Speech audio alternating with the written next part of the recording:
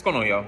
So big news today in the crypto world. FTX, they were left on the brink of cleaning up their own mess. Binance, they backed out of that non-binding agreement, that letter of intent to purchase the company, putting them in a position where they didn't have to file bankruptcy. This is no longer the case. So now that Binance isn't going to provide that capital, FTX is on the hook. Now, if you're familiar with FTX Arena in Miami, where the Miami Heat play, they have naming rights, they have partnerships with Major League Baseball, MLB. So they grew at a very fast pace. They've raised a ton of money from venture capitalists. So of course, possibly venture capitalists are out of all of their money. That's not actually a bad thing, because in VC, they actually follow something called the power law curve. And the power law curve is basically, it doesn't matter how many losers you have, you just need one or two big winners. So this is an everyday thing for venture capitalists, failures. Think about it. These are investors backing something that hasn't been proven. They are the backers. They are the investors to accelerate the growth of this crazy new idea. So failure is already going to be in the equation. So when we see companies like Sequoia, the Ontario Teachers Pension Fund, that have invested in FTX and them losing all of their money, this is normal. Just about normal in the everyday world when it comes to venture capital. So I want to walk you through an example in regards to the multiple rounds that FTX have raised and why this really doesn't mean anything for Sequoia and every other partner and investor. Let me take you through it. Let's go back to the start of their funding. Now, of course, we're not going to include the angel round because this isn't on the record. This isn't included with venture capitalists. Angel investing seed rounds. Seed investing is different from venture capital in a sense. But what we're going to do is we're going to go back to Series A. Series A, they raised $400 million, and it was a valuation of $8 billion. So you had some big names there.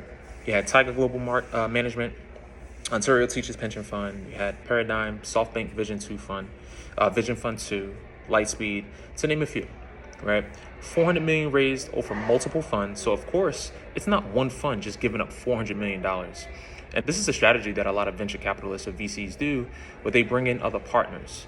This reduces their risk, but it also brings more resources. It also brings more knowledge and expertise to the table because they're able to leverage the resources from each fund instead of just one concentrated fund.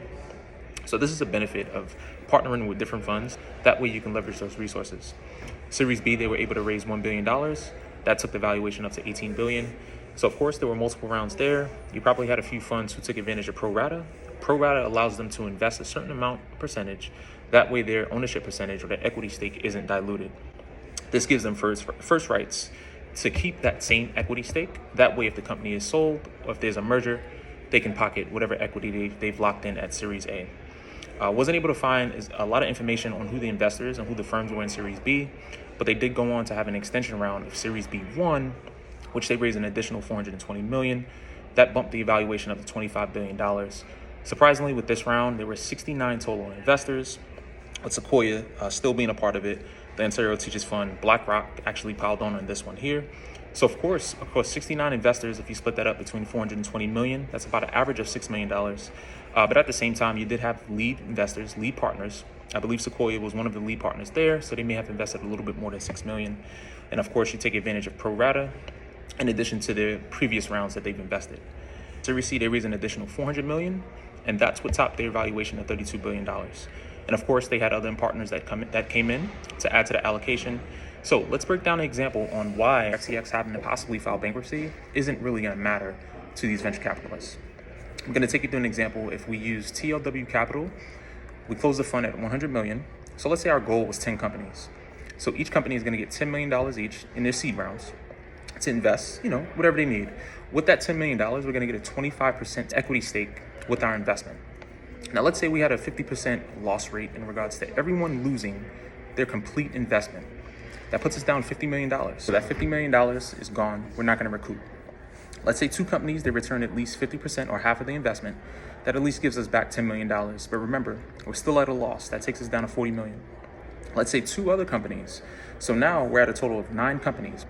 So let's say 2 companies give us the exact amount of the investment back. So they give us back $20 million. Over the course of 9 companies, we're at a loss of $20 million.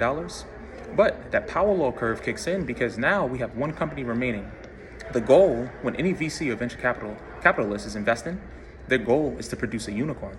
That unicorn, in hopes of being acquired or going public. Now let's say this one company sells or goes public, and we're able to raise $1 billion. That actually puts $250 million in our pocket. Now, of course, out of that $250 million, we do have to return funds to our limited partners, our LPs, but that $250 million actually wipes out all of our losses. And this is just one company. This is us being successful. 10% of the companies were successful.